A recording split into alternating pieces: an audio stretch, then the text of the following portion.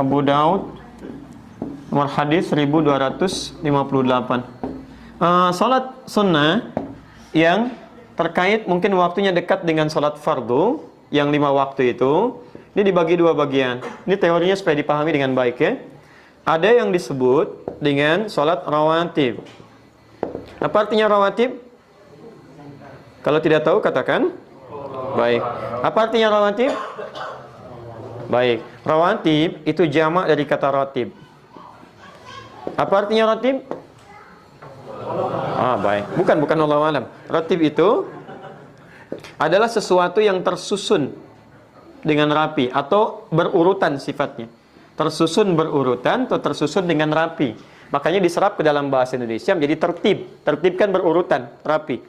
Ada solat-solat sunnah yang waktunya tersusun rapi berurutan dengan solat fardu. Terletak sebelumnya atau setelahnya. Jumlah rawatib ini itu ada 12 solatnya.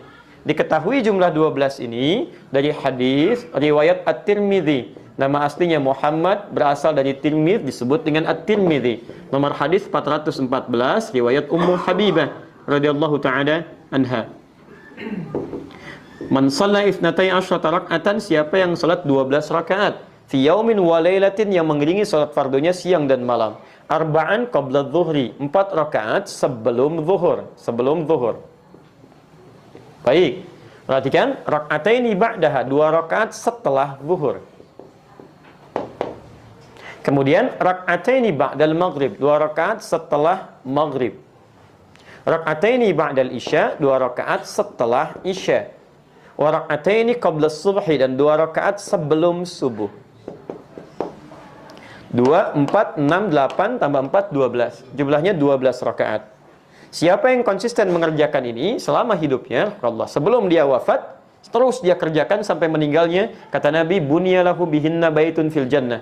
Akan dibalas oleh Allah kerja kerasnya ini dengan dibangunkan satu rumah untuknya di surga. Luar biasa. Ini. Nah, Ummu Habibah ketika mendengar kalimat Nabi ini, maka berkata pada dirinya, bima ma'na, laqad azamtu nafsi alla atrukaha tula hayati. Saya nggak akan pernah tinggalkan ini selama hidup saya. Bayangkan nggak? Ummu Habibah itu istri Nabi, orang paling mulia, Ummul Mukminin, di surganya bersama Nabi, jelas sudah punya rumah, kelasnya elit luar biasa. Ketika mendengar kalimat ini yang amalan sunnah, kata beliau, saya nggak akan tinggalkan ini selama hidup saya. Istri Nabi, dekat dengan Nabi, ahli surga, surganya terbaik, rumah paling elit, mendengar amalan sunnah, saya nggak akan tinggalkan.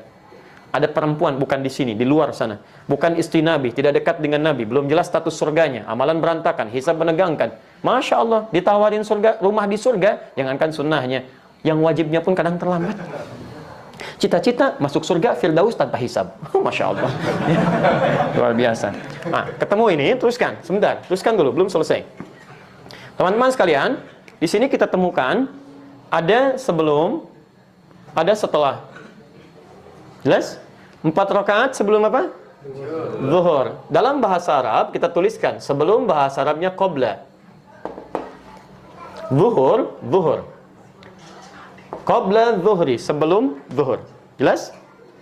Kalau kita ingin hilangkan kalimat yang kedua, misal ini disebut mudhaf ilaih, kalimat yang disandarkan. Kalau menunjuk kepada waktu, ingin kita buang ininya, supaya menunjuk pada kalimat yang dibuang, maka tambahkan ya setelahnya plus ta sebagai sifat.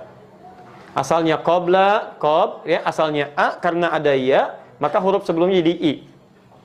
Di qabliyah. Jelas ya? Maka kita dengar kalimat qabliyah, zuhur misalnya, itu maksudnya sebelum zuhur. Baik. Setelah, bahasa Arabnya ba'da. Setelah zuhur, ba'da zuhur. Di setelah, bahasa Arabnya apa?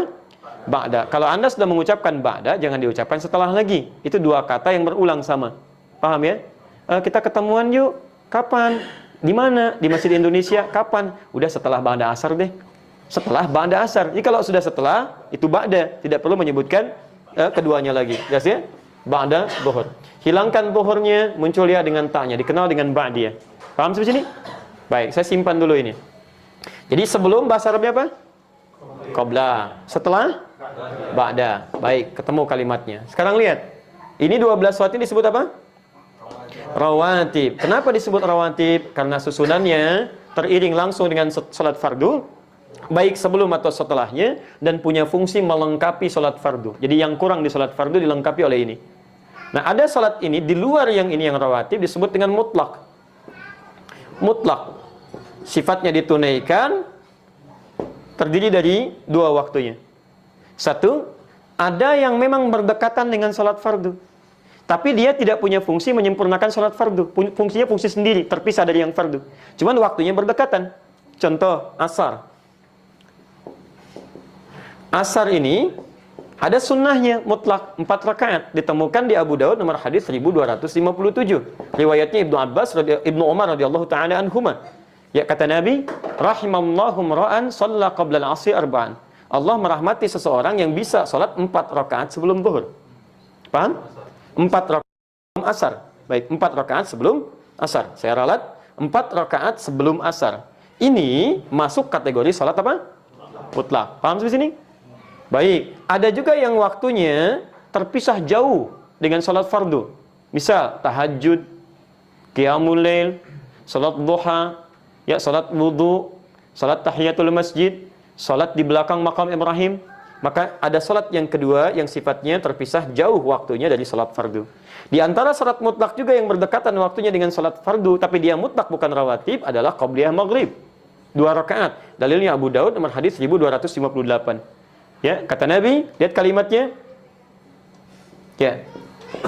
Sallu qabla al-maghrib rak'atain liman yasha. Silahkan salat sebelum maghrib 2 rakaat bagi yang ingin. Ingat ada kalimat bagi yang ingin. Beda redaksi ini dengan salat-salat yang lainnya. Wala tattakhidhuha sunnatan, tapi jangan dibiasakan. Apa maksudnya kalimat ini? Salat 2 rakaat sebelum maghrib ini sekalipun statusnya sunnah, masuk dalam mutlak tapi tidak begitu dianjurkan oleh Nabi.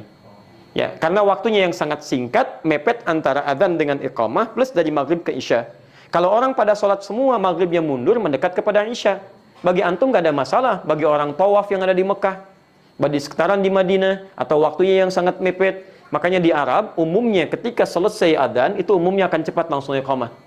Nah, kalau misalnya Anda dalam situasi sudah baca Al-Quran, sudah berdoa, karena doa antara adzan dengan iqamah cepat dikabulkan, lebih cepat dikabulkan. Anda berdoa, sudah baca Al-Quran, masih ada waktu, orang pada belum datang, Anda ingin sholat, maka dipandang lebih bagus sholat daripada melakukan tindakan-tindakan yang tidak tepat.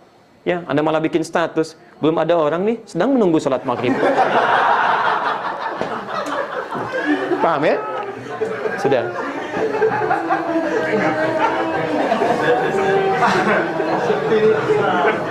Dah. Baik, saya tanya sekarang. Sudah? Baik, saya tanya sekarang. Ya, sebelum zuhur ada sholat? Ada sholat sunnah? Apa jenisnya?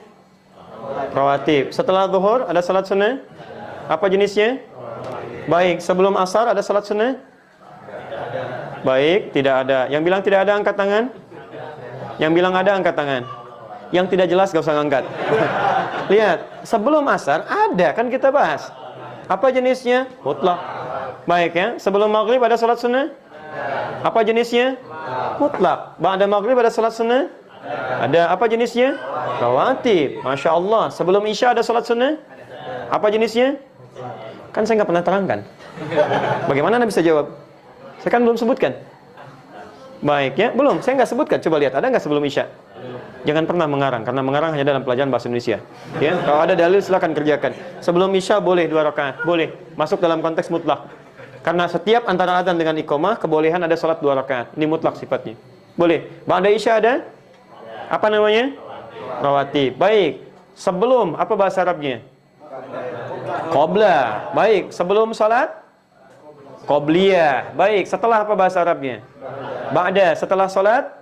Ba'diyah. Baik. Qabliyah zuhur ada enggak? Ada. Berapa rakaat? 4 rakaat. Ba'diyah zuhur? Berapa rakaat? 2 rakaat. Baik. Qabliyah asar? Ada. Berapa rakaat? 4 rakaat. Apa jenis qabliyahnya? Mutlak. Jelas? Sebelum zuhur apa jenis qabliyahnya? Rawatib. Di sini seringkali orang keliru menduga bahwa kalau disebutkan qabliyah itu yang dimaksud rawatib. Ini sering keliru di sini. Sehingga ketika disebutkan nggak ada qobliyah asar. Ada qobliyah asar, yang nggak ada itu rawatib sebelum asar. Jelas ya? Qobliyah asar ada, jenisnya disebut dengan mutlak. Di qobliyah itu nama umum bagi setiap sholat yang ditunaikan sebelum sholat fardunya. Jenisnya bisa mutlak, bisa rawatib. Paham sampai sini?